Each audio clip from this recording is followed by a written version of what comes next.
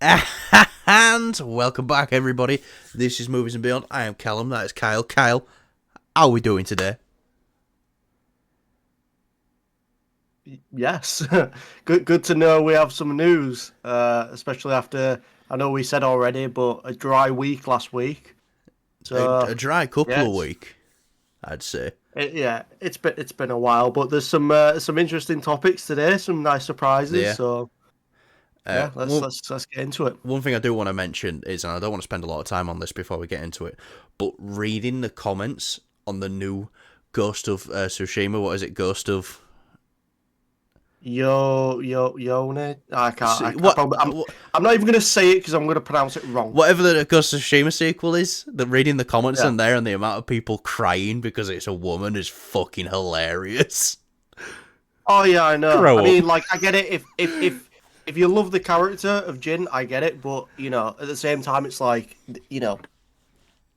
his story's been told in the first game, This so that's someone the else. shit that makes me happy these days. So, just watching people lose their mind over stuff like that. Anyway, Yeah, it's really stupid. But yeah, let's get into what we're here to talk about. Sinners, the new Ryan Coogler, Michael B. Jordan movie. We got a trailer for it, and even though they said it's a trailer, this is definitely a teaser. But this is how you do a teaser, because Kyle, I don't know if we've talked about this at all. Could you tell me what this film's about? I ain't got Scooby Doo. It's got a much darker tone as opposed to his previous films. In the sense of, like, Fruitvale Station, his first film, that definitely has like a sad tone, Yeah, I love whereas that this goes film. for That yeah, is this such a goes great for a dark. film. I don't know if I want to spoil this for you. Then I don't know if another trailer is going to come out, because the fact that they haven't revealed what it is in the trailer is kind of like, well, this is kind of a spoiler, because What is it? do you want to know? It's not. I wouldn't say it's a spoiler. Spoiler is any of this like real world events, or is it based on something else? What's the crack with it? It's a vampire film. Like, Oh, okay. yeah, Okay, I did not know that. yeah, exactly. Okay, interesting. Yeah. Right. So, but yeah, this is how you do a trailer, especially to the audience who is going to watch this and go, "I'm intrigued. What's this about?" Yes. Ryan Coogler has been locked up with... I don't want to say locked up. He's done Fruitvale Station, which was phenomenal. A true, like... If you want to make a small film with a big impact, that's how you do it. Obviously, Michael B. Jordan and him go hand in hand. They work together all the time. Then they went on and did Creed together, which I think is only beaten by Creed 3, directed by Michael B. Jordan. Then I went on to do Black Panther, cast him as Killmonger. Then he did Black Panther, Wakanda Forever. Wakanda Forever, which was a difficult movie to do, no Yes. matter who you had behind the camera. So And no matter what know. you did, if they didn't recast, no matter which way you cut that, people wouldn't have been happy with that decision. I say this not in a disrespectful way at all, but I've always said about Black Panther Wakanda Forever, it's the most fun you can have at a funeral. So yeah. But this is a new original film from him, and I cannot wait for this. It's coming out in March of 2025. And I'm starting to get...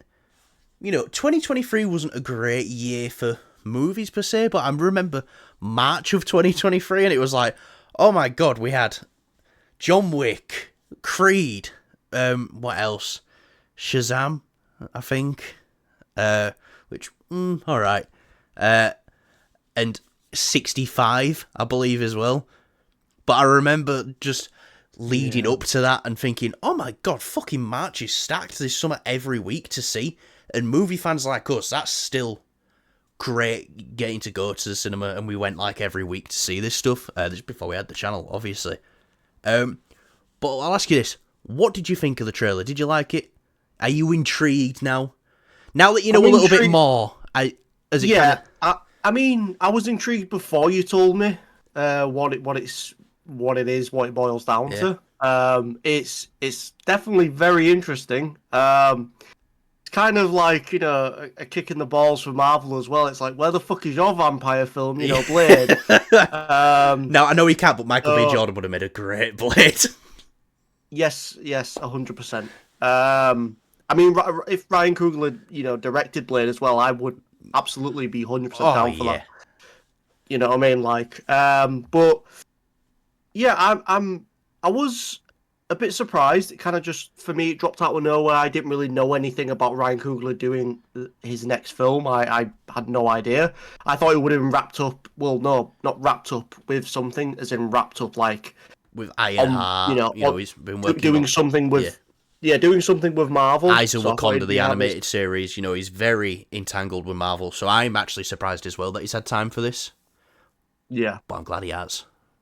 Because this looks awesome. It does look good. I'm looking forward to it. Again, Michael B. Jordan as the main guy here. You know, you can't beat him. He's one of the best at the moment, so and just some it's exciting. Cast members I want to point out in this.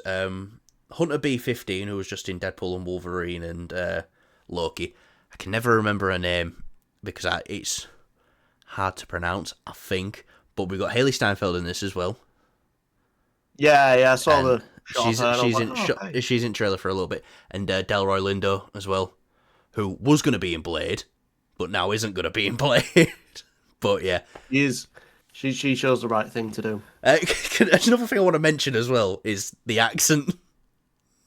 You know, they only have a few speaking lines in it. It's like, all right, brother. Okay, brother. That's just like, that's going to take some getting used to. But I feel like I can get used to it quick. It doesn't. Yeah. It didn't really stand out to me as a thing of like, oh, that's strange. But I didn't think it was a strange accent. I just didn't expect it to come out of Michael B. Jordan's mouth. Yeah. But anyway, I'm really excited for this. Next year is shaping up to be a great year for cinema. If everything pans out the way it's supposed to. But anyway. Don't jinx it. Don't you fucking jinx it. I'm not jinxing it, but I'm pretty excited for next year. I'm trying to think, though, do I use most of my annual leave for every episode of Daredevil Born Again when that comes out? Probably. I can't. I'll do the premiere and I'll do a finale, but I can't do all of it. But anyway, hopefully it's a 2-episode premiere. Right, let's get on to our next topic. Hellboy, the Crooked Man. We are seeing this on Friday in theatres. And now you're thinking, Callum, you dumb fuck. Why are you saying there's no theatrical run? Well, I'm sorry for 37% of our audience. You won't be getting it. No theatrical run in the US. It is going straight to VOD on the 8th of October. I am not surprised by this, but a little bit shocked at the same time. Look, everybody knows your film will do better on VOD, video on demand, on streaming, if it has a theatrical run first. I don't know if this is a lack of faith or a lack of, we only spent 20 million on this, let's just put it on VOD. We can put it out internationally, maybe coop some of the money back. Because I ain't seen them marketing this a right lot either. So, I don't see them spending a lot of money on marketing for this. I don't know, is it a lack of faith? Or I don't know, that it's definitely up in the air because you got to look at other films with a small budget, a similar budget, like Five Nights at Freddy's. Now, the thing with that is it's sort of a new franchise to the movie industry. So, whether the film was going to be good or bad, it had that to at least boost it up because it's like people are going to be interested in that. Obviously, that did extremely well at the box office, absolutely smashing it. Whereas this, Hellboy's had a bit of a, the previous Hellboy, the previous Hellboy film has, critically it was not good, and as well at the box office it wasn't great either, which It's sad, but hey ho, that's how it is. So when this film was coming along and it was set to get a smaller budget, it was quite interesting and almost intriguing for at least us. But for your general movie-going audience, a lot of people just say like, "Oh, this looks really cheap and shit," and it's like, no, they're pulling it back a bit. They're taking Yes. it back to what Hellboy is. It doesn't need to be over the top. It doesn't need to copy Marvel's formula or even DC's for that matter. It needs to be its own thing and stand out, and that's why I'm glad it did get the smaller budget. I think it looks great. Everything about it looks great. I think this looks great as well. Yeah, but it's a tricky situation. It's like it does make me think: do they have faith in this film now? If it's not at least getting a bit of a theatrical run, maybe they, if the film turns out to be great, then this could be just they don't have faith in the box office side of it rather than critically. Yeah, now, look, I think this, as much as I'm excited for this film, and I'm excited to see it on Friday, this does say to me, they have no faith in this film. Now, there hasn't been any proper reviews out yet. I've seen people who have seen it in other countries talking about it. It came out, 10 days ago in other areas. So, which I'm quite lucky I don't spoil for me yet then. And, the general consensus is that I'm seeing is pacing's a bit off sometimes. The guy who plays Hellboy, though, I've heard not but great things about him. And I'm hearing, it's a good, 6.5, maybe a 7 at a push movie. That's what I'm hearing. I mean, anything's better than the previous Hellboy film. But, we're talking about box office success as well for the previous Hellboy films. As beloved as Guillermo del Toro's movies are, they didn't make that much money. I was looking at the box office for Golden Army, and that made only 168 million. So, which would be great for this on a budget of 20 million. But when you're looking at something like Golden Army, which had a budget of 90 million, and then you've got to factor in marketing for that as well, there wasn't massive box office slams. Even though they're great, there wasn't massive box office slams. But I am shocked they're still not taking a chance with this because they did only have a 20 million budget. I would at least go, let's just put it out there. If we can put it out to theatres and it can make, 5 million in the US over. I think. Do you know what? I think another factor is, Callum, Borderlands. Yes. Yeah. Again, it's a very sci-fi-esque movie. That had a bigger budget, but that just bombed. And companies take into account these things, so that could also be a factor. Of course, you do have other films that are great and got great box office, but when it's films like this where it's it's not terrible, but it's not great. Yeah, you're kind of stuck in a bit of a weird scenario. Now, look, I don't think this is gonna do well in the box office anyway, internationally or out like that. But you're not even giving it a chance by not putting it out there. Sorry, I'm just gonna 2 seconds. You got cum on the bed sheets or something? Oh yeah, Callum, come on. Yeah, I'll be on for 8, mate. It shows up at 8:15 and then fucking disappears 15 minutes later. Alright. Oh, he's back now. I'm sorry, I have a runny nose. So you're telling me Monday I can sit through a full show, ill, and be fine, and then you've I gotta run away because I got a runny nose? Listen, it looks disgusting, and I don't want that to be visible. So, fuck off. Maybe you should put a bag on your head then. Dickhead. If you're worried about people seeing stuff that's disgusting. Fuck off. So yeah, I don't think it's going to be a massive box office success anyway. And even our screening is no one in it but us three. As well, the marketing's not that strong. I don't feel like enough people know of this film. Again, that's a factor of they're not putting any money into the marketing. So it's yeah, they're But not they even going to probably release already a see that as sequel. like a lost cause. It's like, what's the point in marketing it when the last one only made, I mean, what? The last one made 40 million, I think. Now, if this film made that money, that would be great. But because people were upset by the last one, it by default damages this one.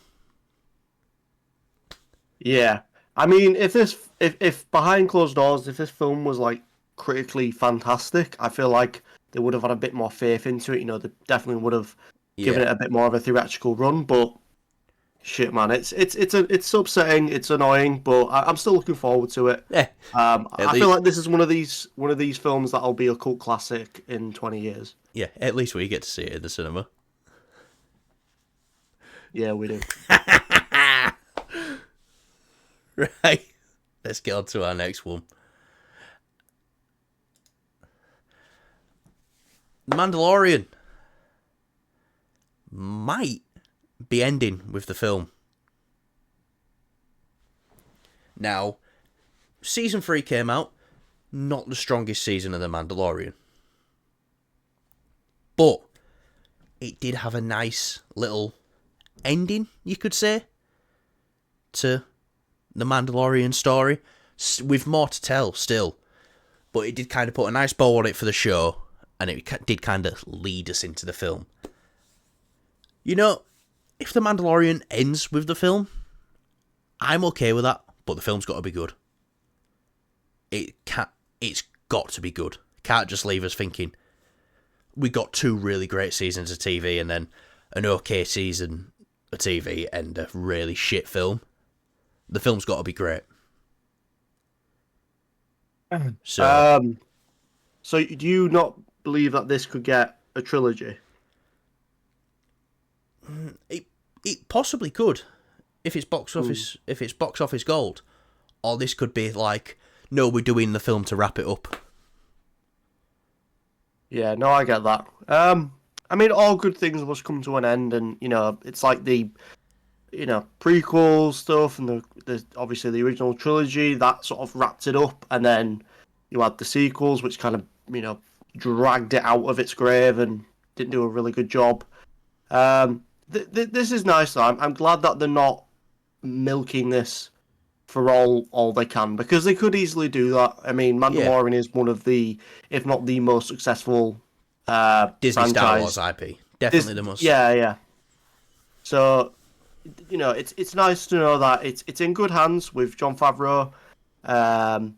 You know, it's nice. It's nice. It's nice to know. Yeah, now look, I don't want them to continue to drag this out if they've got nothing new to tell with his character as well. Also, Pedro's about to be a very busy man, like he already isn't. Pedro's an extremely busy man, as is. Now,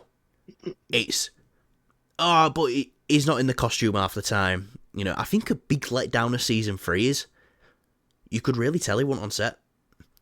And I think one of the best parts of season 2 is, even though he's under the mask, one of the best parts of season 2 is, you can tell when Pedro's under there.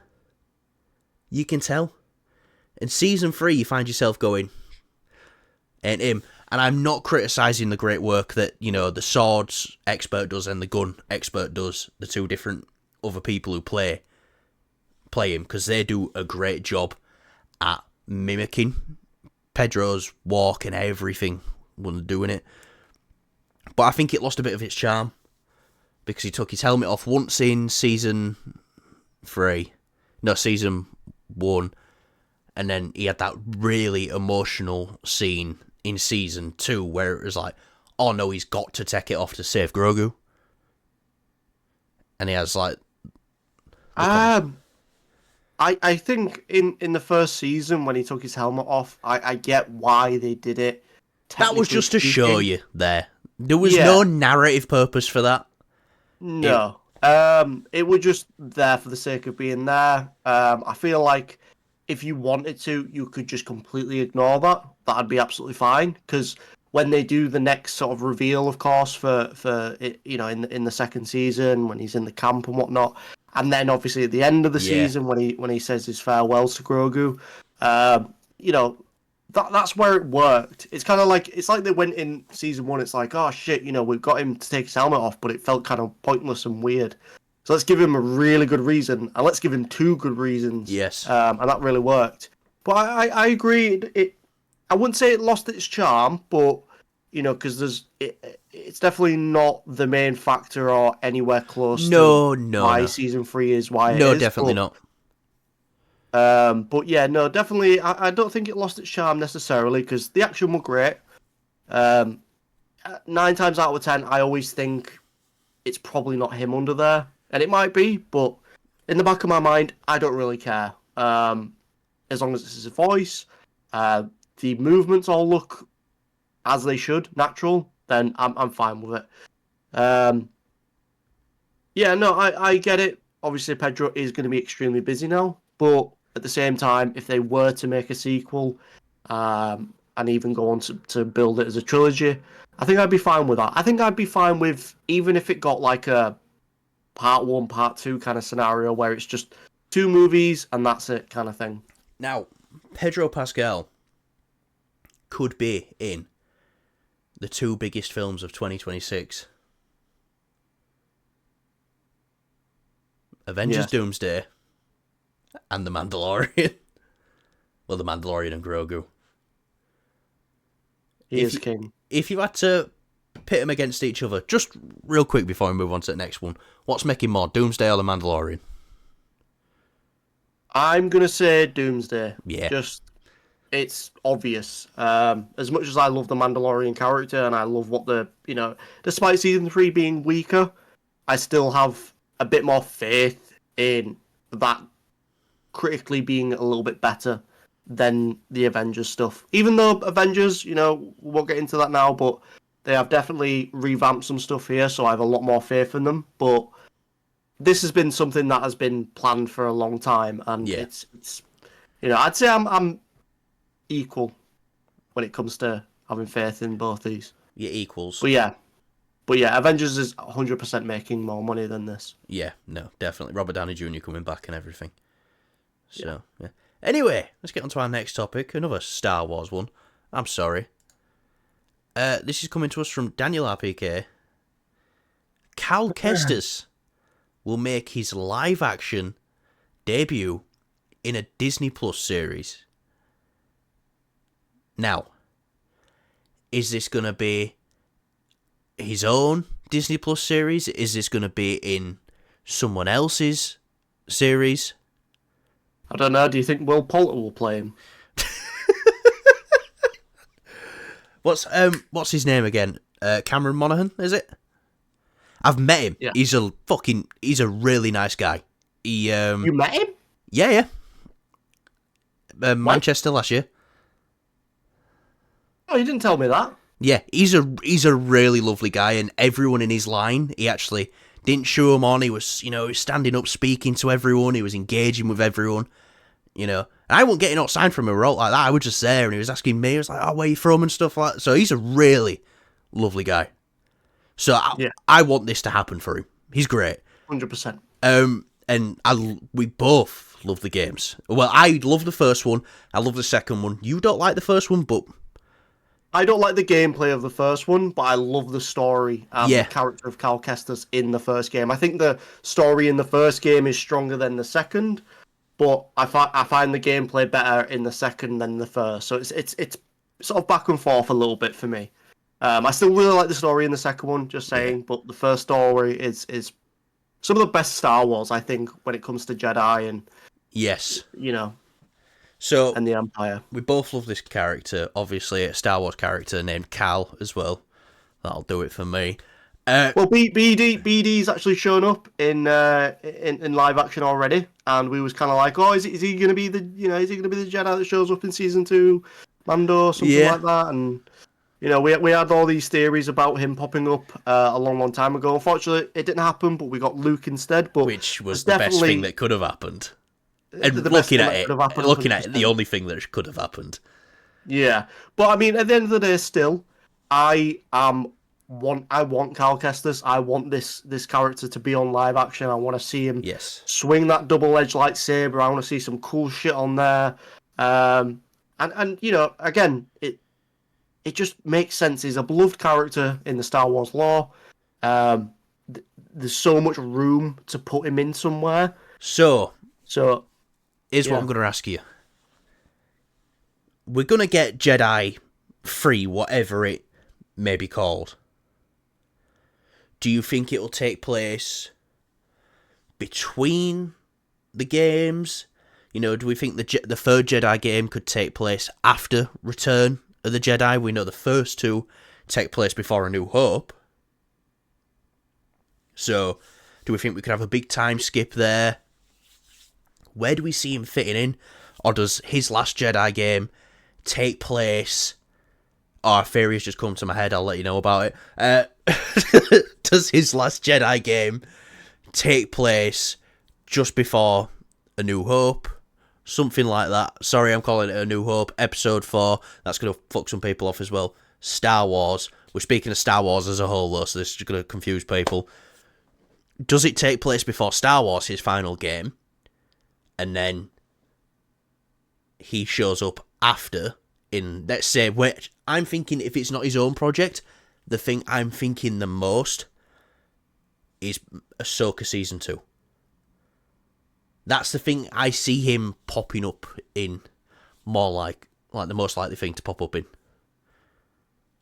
Yes. I think so. It makes some sense.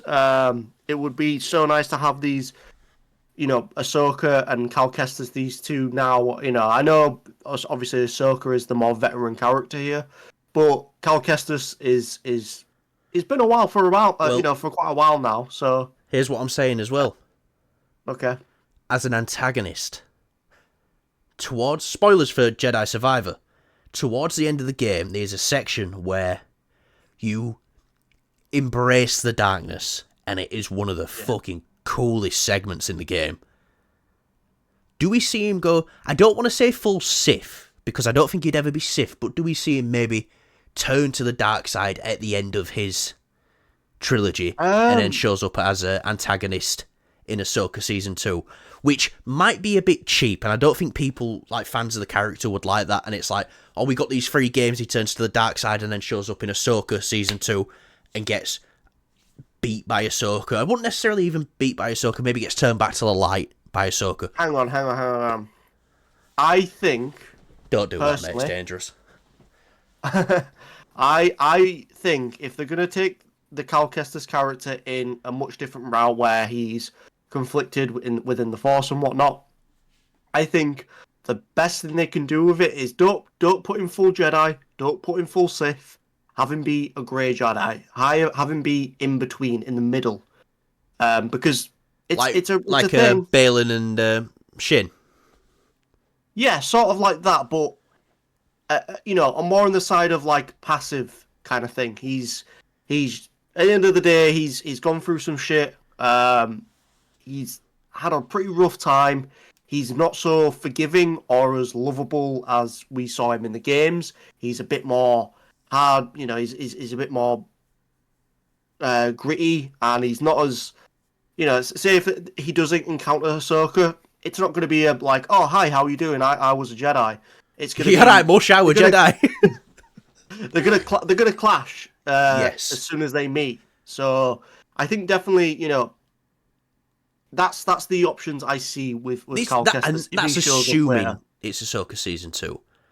Yes. Which we know is one of the things that is coming down in the pipeline. Now, my only thing is, what would we get Ahsoka Season 2 in 26?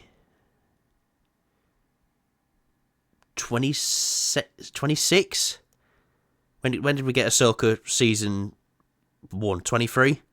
Back end of last year? So we'd maybe get Ahsoka in 26. And when did Jedi... That came out in 23 as well.